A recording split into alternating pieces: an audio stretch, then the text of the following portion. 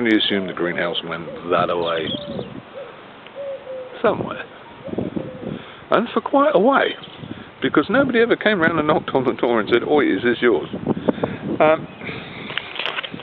So you've now got a greenhouse that is down fairly solid. Now let's just go inside this one a second.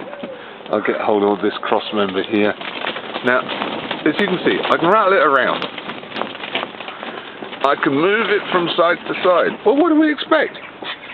These are just thin little metal poles, but I can't go upwards. There's no vertical movement. So she'll flex from side to side, but no vertical movement. Now, on the outside, use the weight of the pallets to your advantage. By the way, if you don't think the pallets are heavy enough, if you're in an area that's incredibly exposed, I mean this is quite bad here, but if you're in an area where it's incredibly exposed, then before you get your greenhouse in position, get a whole pile of rocks, bricks, concrete blocks, old broken flagstones, anything you like, and poke them inside the pallet. Back over here.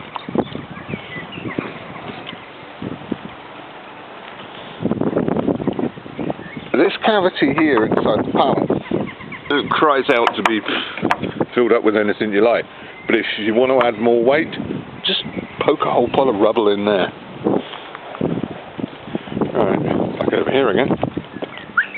Come on, boy. Right. Oh, another little tip. You'll see that what we've done is we've actually tucked the greenhouse plastic.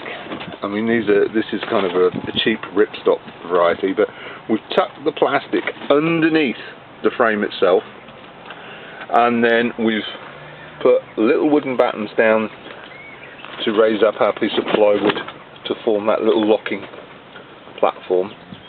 But we've screwed through the plastic.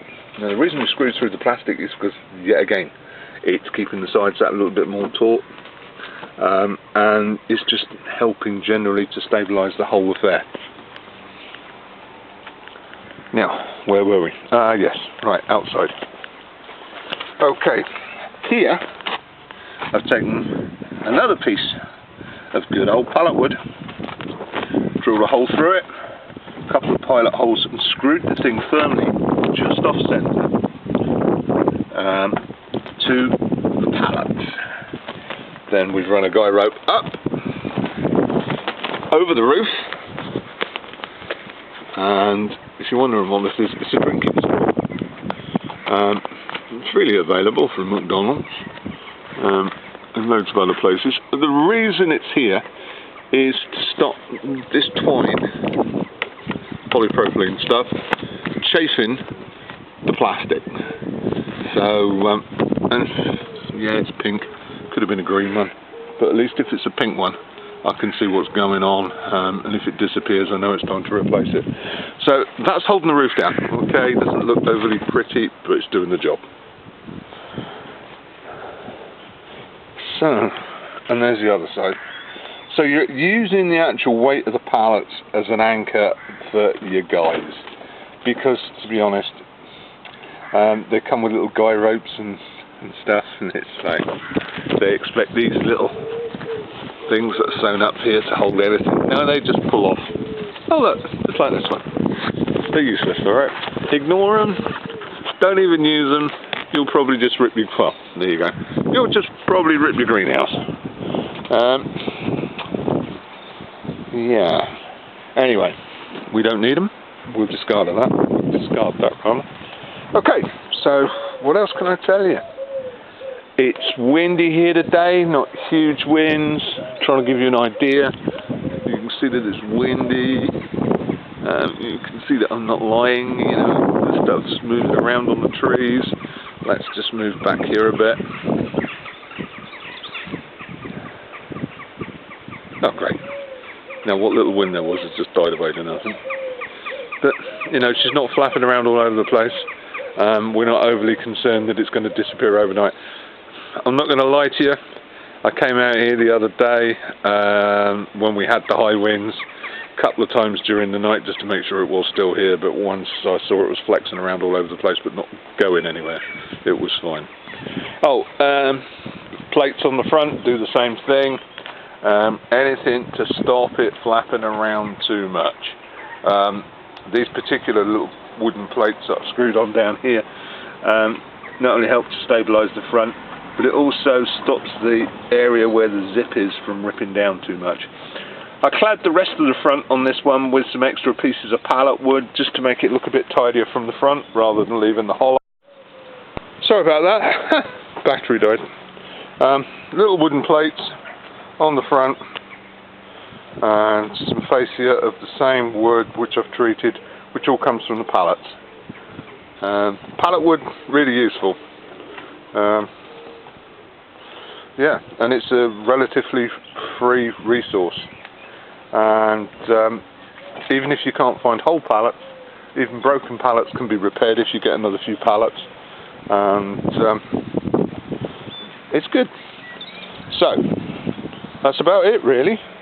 The carpet covered pallet makes a good base for a greenhouse of the plastic temporary or semi-temporary variety. Whilst I'm out here, I'm just going to pop over to the vegetable garden and see how we're doing. Not too badly. Onions doing okay. Broad beans all starting to play catch up with each other. Peas looking pretty good. Oh wow! Whoops, almost turned the camera around the wrong way.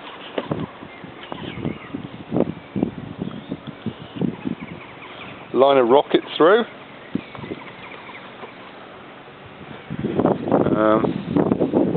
Beans coming back a bit where they got knocked by the slugs and snails. A few more peas. And some more rocket.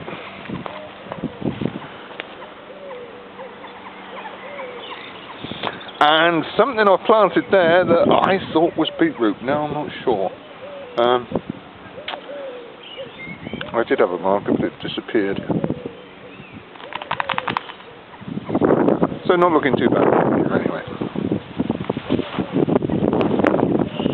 So I hope this was helpful to anyone who's got one of these little, I call them temporary greenhouses because we've never had one long enough to actually call it anything else other than temporary. But it's always been due to the wind. The actual greenhouses themselves are really good. They're cheap and they work. And that is really all you need. Something that's relatively inexpensive and going to give you a few years of entertainment and practical use. And hopefully this base idea might help a few people. Chickpeas are coming on. Runner beans suddenly shot up with the rain we've had in the last few days. And the sunflowers, well, they look like they've picked up a little bit of bacteria from the soil, as have some of the lower leaves on the squash. It is easy to pick up bacteria from the soil, get splashed up.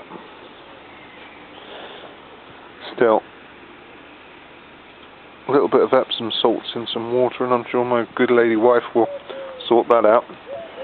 She's the major technician in the garden, not my forte really. I'm the guy who kind of repairs things and bodges things up to keep them going for another year. So, that's about it really. So, what can I say?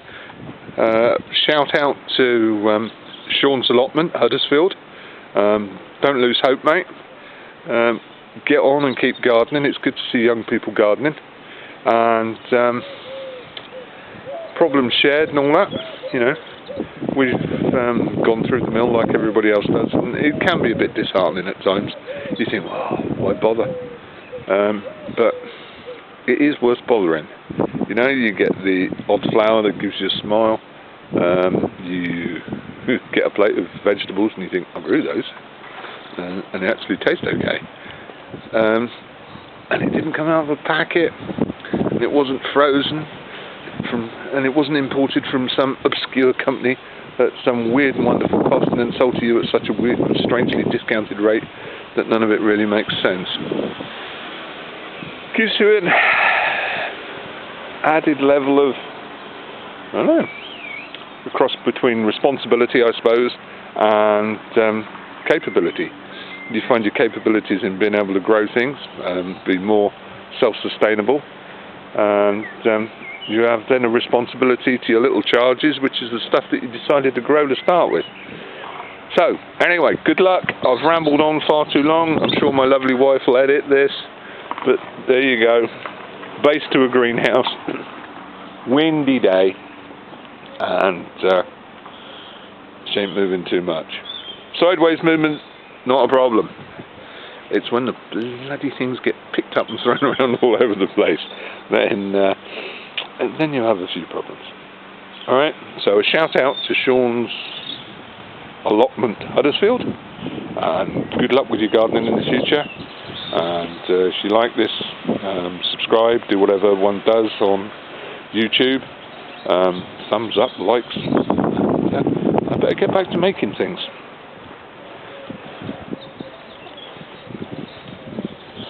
This little pile of rubbish here should be a spirit stove in a couple of days, and high capacity one as well.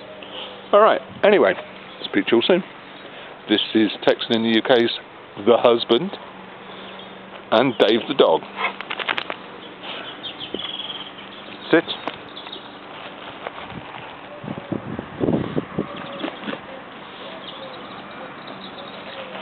Sit.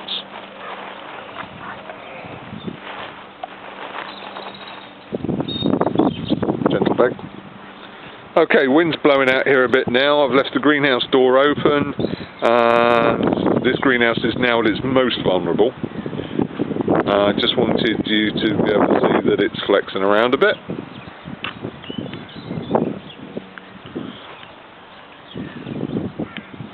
But it's not going anywhere. I am tempted actually to make a couple of small holes through the ripstop plastic with a hot piece of metal, and then that would allow us to tie the actual sides back to the frame a little bit more than they are. But yeah, you see, the manufacturer did it on the corners with Velcro, but didn't do it down by the cross members. If they'd have done it down by the cross members and on some of these lateral poles, it would have been really good. But you can't have it always. But you don't lift, and that's what you're trying to achieve. Okay? Well, I hope you've enjoyed this video. God bless you all. Enjoy your gardening. Bye now.